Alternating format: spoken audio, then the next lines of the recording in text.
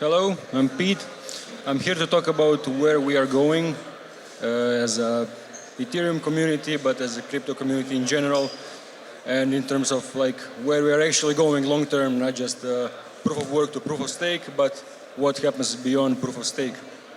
And so what I think what's going on is that we've been building and building, but we rarely stop and ask ourselves what are we doing, where we are going, and we don't really explain it well to the newcomers. So what happens is the newcomers they just keep coming and they get into things that are promised them. You hear me well enough? Good enough? Okay. What happens is they get dragged into projects that promise them high gains, and they still don't understand what crypto is actually about and what we are doing here. So every bull run, there's this dilution of idealism, and profit becomes more of a driving factor. And overall, there's this devolution to the profit maximization being the main problem. It's hard to make newcomers understand what we're about. And we have to ask ourselves, what are we really doing? Are we actually changing the world? Next, please. So I think we need good memes and narratives, first of all, in terms of what we are doing. And I'm going to go through some of them. So the first one that we kind of started with in 2016 with Ethereum is the world computer, which I think was a cool narrative, but it's also kind of not true because Ethereum is not really a computing platform.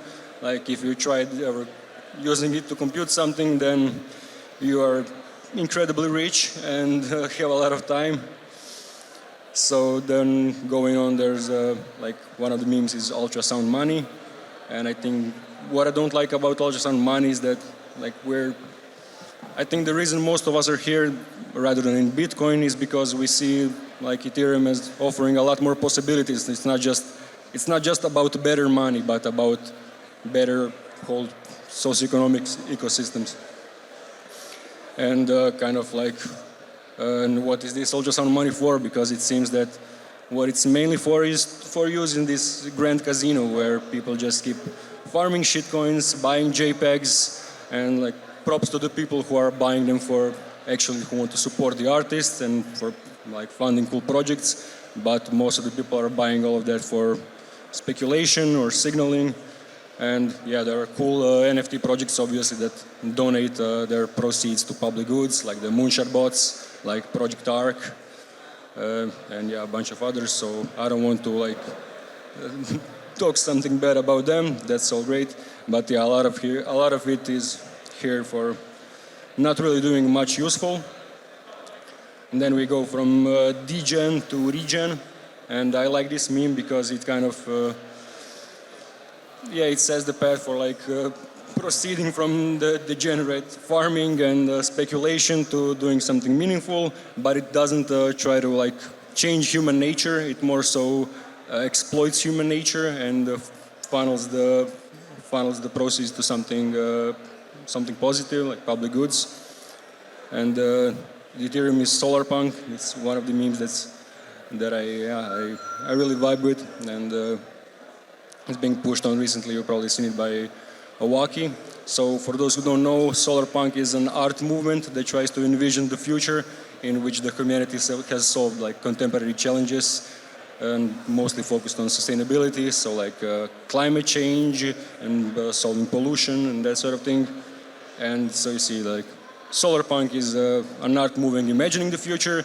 Ethereum is technology for building the future. So you can see if we combine these two, that could be a pretty good idea. And then we have the defeating Moloch, which has been a pretty popular meme in the Ethereum space as well. The problem with that is that most people don't know who Moloch is, and they are unfortunately highly unlikely to read the whole thing if you send it to them. And those who do know and know it from outside of meditations of Moloch, it kind of makes them go, what are you talking about? There's people popularizing making it easier to consume Moloch. Again, one of the teams is the Moonshot Collective with the Walkie and Austin Griffith turning it into a graphic novel. And there's another team with Amin and others who's also turning it into a graphic novel. So I think that will help consume, help people understand. But the point is, once you understand the Moloch and you've read the meditations on the Moloch, you see, okay, so it's kind of all about coordination.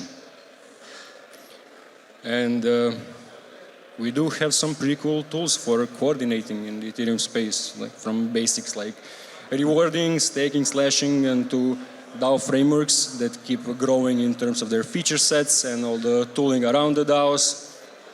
And yeah, it's kind of been all about DeFi, then it's been all about NFTs, and now it's finally all about DAOs. And out of like those three, obviously, DAOs is by far what excites me the most.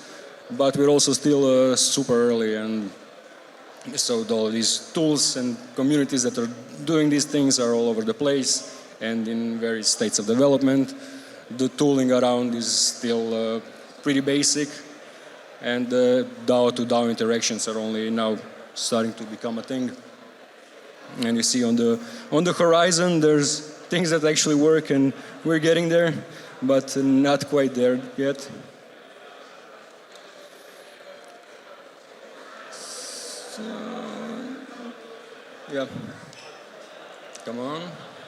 Yeah, to me it seems kind of obvious that the next step here is networks of DAOs, or decentralized states, decentralized, I don't know however you want to call them, but moving beyond the single DAOs, because right now the focus is still very much on singular DAOs, and we still haven't even solved that. And like if you, yeah. So a lot of people are building these different building blocks to different pieces of the puzzle, and at Metagame we just thought that we would bring all of these pieces of the puzzle together. But then as we started trying to do that, we realized that most of the pieces don't actually exist yet. And that was about 2 years ago, and now different pieces are starting to come together.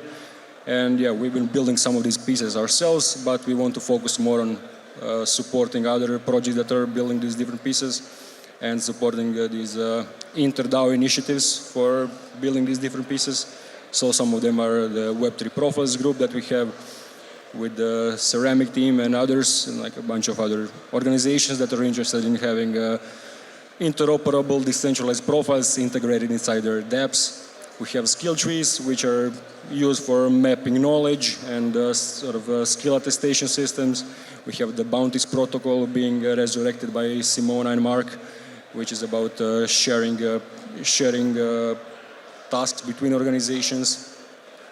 We are starting what we're calling currently the meta library with the Common Stack and the Bloom Network, which is mainly about indexing all of these different knowledge resources that are currently all over the place. We have places like the GovernNotes and the DIA that are about researching into governance and sharing knowledge about that. And yeah, if you know more, please let me know. I would love to add them here, even if they're duplicates. And yeah, we have all these building blocks. But yeah, what do you do with all of these pieces that are being built all over the place? And yeah, if you ever tried building a DAO or participating in a DAO, then you know that it's kind of just all of these pieces all over the place, and it's really hard to navigate. It's hard to put them together. There's nothing really holding them together. You have to. It's a mess. It's like a jumble of Web2 and Web3 tools trying to put it together, but that doesn't really work.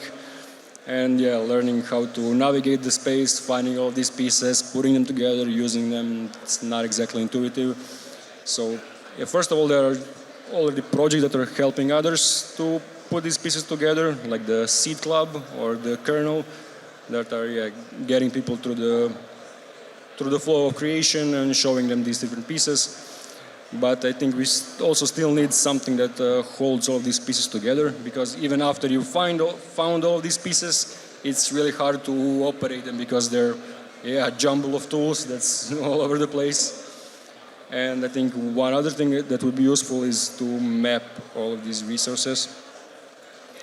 So that's what we are building at Metagame. So Metagame as a concept is the idea of using external factors to affect the game, or like moving beyond the set limits of the game or the prescribed rules of the game to affect the game. And we see the game as the game of life, and we are trying to build a new game of life. But it's we as in crypto, obviously, because yeah, it's not just about us, and hopefully we will be just one of many projects who are trying to put all of these pieces together into building all these building blocks together into platforms that work and coherent visions of a better future. And I think what we need is better visions of clearer visions of a better future, making it easier to find these building blocks and put them together, make it easier to build the building blocks, and overall build an example decentralized society and show to the world how the societies based on crypto would look like. There's also kind of problems. So you see with all these DAOs and networks of DAOs getting more and more powerful, I think we have to be careful that we're not recreating the patterns of the old world and that we're actually building something new, because the fact that we're building the societies from the ground up really gives us the chance to re-envision, to use our creativity and make something better. But right now it's a lot of bad things are happening as well. So one of the smaller examples, like no metaverse game has experimented with Harburger stacks. The wealth inequality in crypto is worse than in the real world. Most DAOs are turning out to be plutocracies. And crypto in general is more and more money games catered to the people who are already in crypto rather than helping like outside of crypto. Again, there are like a lot of projects who are really focused on the real world and helping there. But most of the crypto is just a lot of speculation. And who wants to invest in local communities and economies when the APIs are so low? And you can get that by staking. That's perverse incentives. And comparing crypto to the crypto market cap to GDP of countries, or like putting Ethereum falls at number 30. I know it's not really good. It's dumb to make this comparison between market cap and GDP. But still, I think it's worth noting that there are big crypto projects already have a higher market cap and bigger treasuries than some of the smaller countries. And I think that having all this power we should really start to take more responsibility in trying to make an impact in the real world and trying to regenerate the nature that's been destroyed, prevent other catastrophes, and obviously not be like Silicon Valley bros who are we are changing the world, when they're just making another app that's like a service app for the privileged, while the streets are literally full of shit and homeless people. That kind of sucks, and I think projects should just set some of their treasury to go to public goods and just try to take more responsibility. And as Ethereum, we are obviously the biggest ecosystem, and I think we should show a good example. But most people don't really care. As long as the number keeps going up, they can keep on closing into their own little bubbles, both physical and virtual, and not care about the real world. And so the question is, are we all gonna make it? Because the meme is, we're all gonna make it, but who is we? Are we just focused on the crypto world? The crypto people might make it, but the third world people might not make it, because if we don't do anything. And I think, we're all in this agreement that this is the core infrastructure for building society of the future, but I don't think we're putting in enough care to really make sure that we're building better societies, not just new societies, and that we're not, making it, not recreating the same old shit. And the crypto kind of started as this place where really people find kind of meaning and inspiration with other value-aligned people who have these visions of building a better future, which again, has been getting diluted in every bull market. But I think we can get back to that with all these DAOs that are popping up and better narratives, and slowly turn this wild web into a web of opportunity. So let's build the future we want to live in. And sort of this meme that I brought up from another presentation about metagame, which is about how previously revolutionizing the world created was violent and bloody with creating power vacuums, and now we have the opportunity to create new systems that will slowly replace the old systems rather than doing all that crazy stuff. And you might have seen one of these coasters around here that I've been planting at various locations, which is about the Meta Manifesto, which is the manifesto that we wrote for Metagame, which again focuses on how we should be creating a better game of life and decentralized society, and how to take some responsibility and really be autonomous, find the problems we want to solve it, and not ask for permission. But yeah, mainly focused on let's not just do like more profile picture NFTs and more farming stuff. Let's try to do something good. Yeah, thank you.